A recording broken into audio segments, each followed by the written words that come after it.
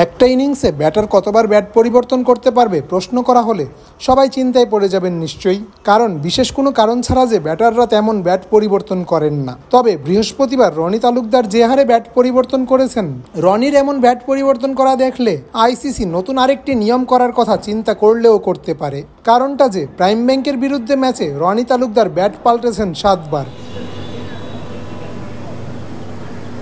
তবে অত কিছুর পরও আজ যে তারই দিন। রুবেল হোসেনের গুড লেন্থের বল কাভার অঞ্চলে ঠেলে দিয়ে দ্বিধায় ছিলেন রান নিবেন কি নিবেন না। তবে মাহমুদুল্লাহ রিয়াদের পুশে রানের জন্য দৌড়ালেন।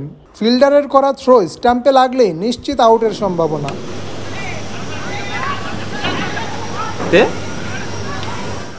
এমন এক দ্বিধা কাটিয়ে রান পূর্ণ হলো, আর রনি পৌঁছে যান 99 রানে। এত সব কনফিউশন হয় ওই 90-এর ঘরে থাকায়। পরে রনি পৌঁছে যান কাঙ্ক্ষিত মাইল ফলকে, তুলে নেন আসরে নিজের প্রথম শতক। তাই তো সেলিব্রেশনটাও করেছেন উপভোগ করেই। প্রথমে ব্যাট ছুঁড়ে, পরে দুহাত প্রসারিত করে নিজের উচ্ছ্বাস প্রকাশ করেন।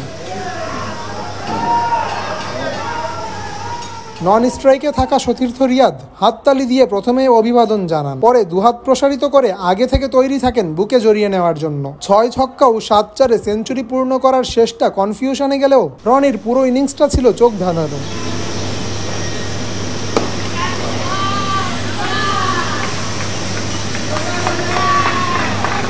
শেখ মেহেদীর 1 ওভারে 3 ছক্কা হাঁকানো, পুরো ইনিংসে বাউন্ডারি থেকে বেশি ছক্কা হাঁকানো, প্রায় 108 স্ট্রাইক রেটে ব্যাট করা রনি 131 বলে 141 রান করে সানজামুলের বলে আউট হওয়ার আগে বাউন্ডারি হাঁকান মোট 8টি, আর ওভার বাউন্ডারি হাঁকান 9টি। 9-6 ও 8-4-এর জলমলে এক ইনিংস খেলে মোহামেডানকে তৈরি করে দিয়ে যান বড় সংগ্রহের সব রসদ।